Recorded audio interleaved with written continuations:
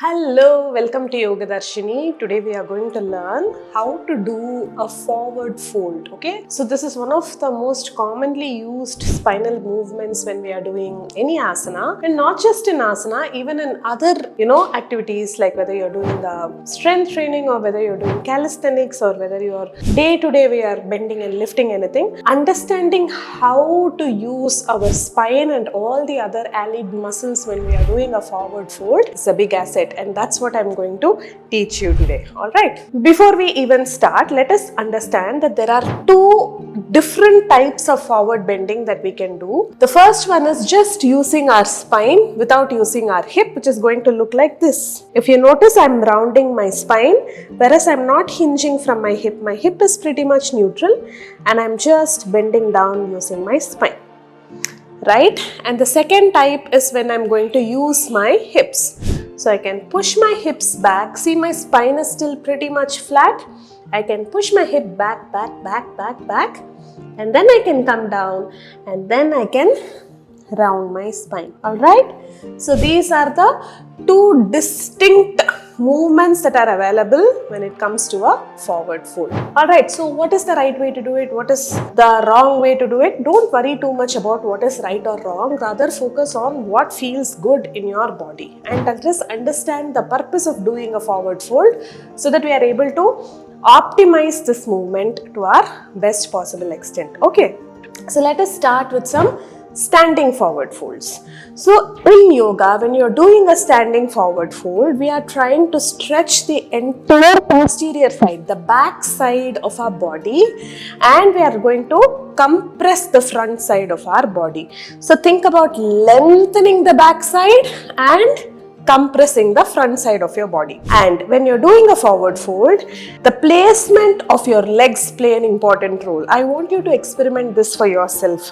It feels completely different when your feet are wide apart and when you're keeping your feet closer together, and it gets really intense when you're having your feet touch each other. Okay, so understand that how you're placing your legs play a very important role in how the forward fold feels as far as a standing forward fold is concerned. Alright, so let's start with a neutral leg position where we try to keep our feet hip distance apart and try to keep your toes pointing forward as much as you can. We are going to use our hips to do a forward fold. In all the asanas, mostly we'll be using our hips and not just rounding off the spine. Okay, so think about lengthening the spine, and I want you to gently engage your core and keep your legs strong.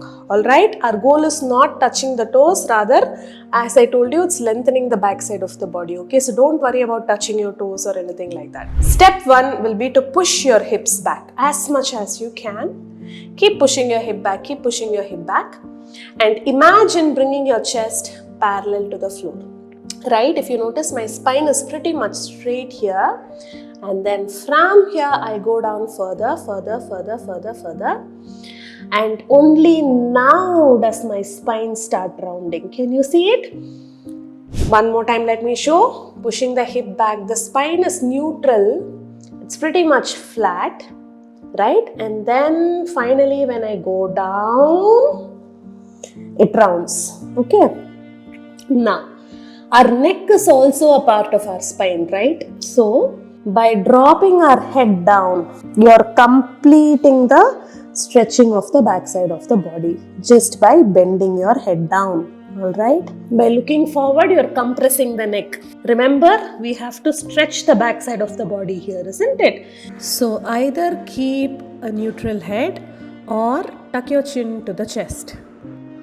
If you're already feeling the intense stretch at the back of your thighs, bend your knees a little bit. Or if you're comfortable, you can keep your knees straight. Do what works for your body. And if you're keeping the knees bent, it reduces the intensity. Now, what about the hands? What do we do about the hands? Now, there are multiple options here. One is you can keep your hands down, fingers down, or the full palm down. Or if you're not able to reach the floor, then you can take your hands and hold it at the back side of your legs. Do not hold the front of the legs, because when you're holding the front, you won't be able to compress your body that efficiently, right? So take your hands to the back side of the legs and use your hands to pull your torso closer towards your legs. Yeah, and take your head towards your knees. You can tuck your chin to the chest. Keep the elbows bent. Don't lock your elbows, and keep your shoulders relaxed. And slowly imagine taking your forehead towards your knees.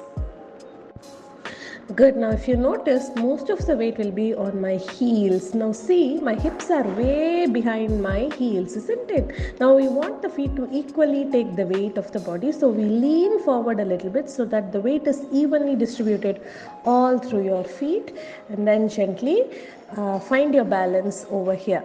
Now if you're comfortable, you can try to straighten your knees a little bit after your body gives you that space. If not, feel free to keep your knees bent. All right, now how do we come out of the pose? So engage your thigh muscles, engage your glute muscles, pull the belly in, supporting your lower back, and then straighten your body all the way. All right, this will ensure that you don't throw your back off when you come to stand up. So don't go from here to dadal over here. All right, because then you may have a possibility of throwing your back off. We don't want that, isn't it? So make sure you're engaging your muscles and you're supporting your back. Now, how does this forward fold work when we are in a seated position? Let's explore that next. So now I'm going to sit down on the mat and I'm going to stretch my legs out. Paschimottanasana, one of the most common forward folding positions in the yoga practice.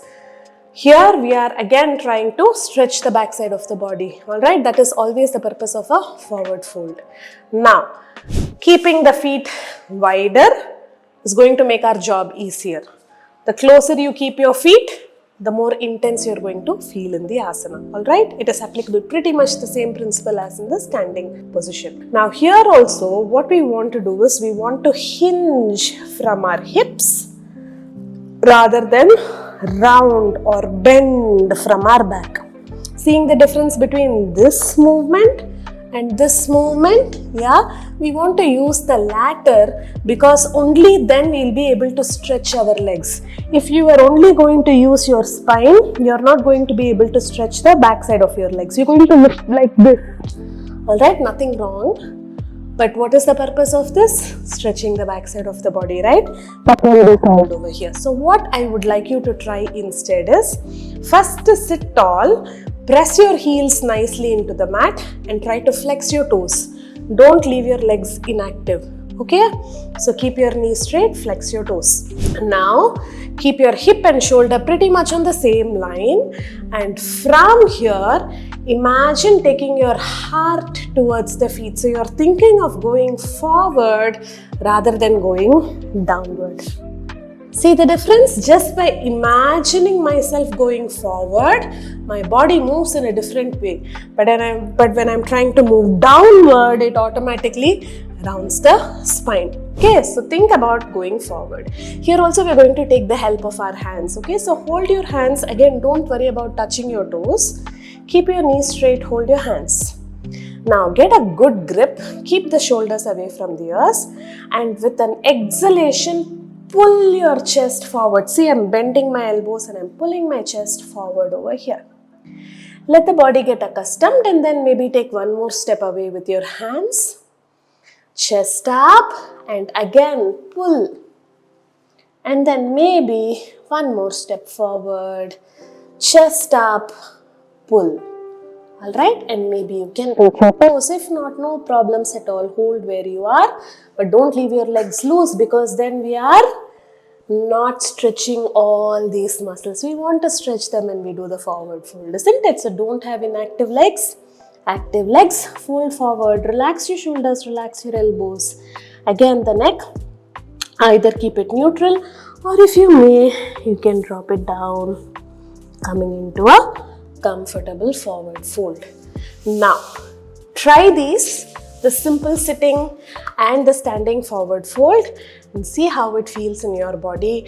And if you found this video useful, share it with your family and friends so that they may also try these movements with their bodies. Take care.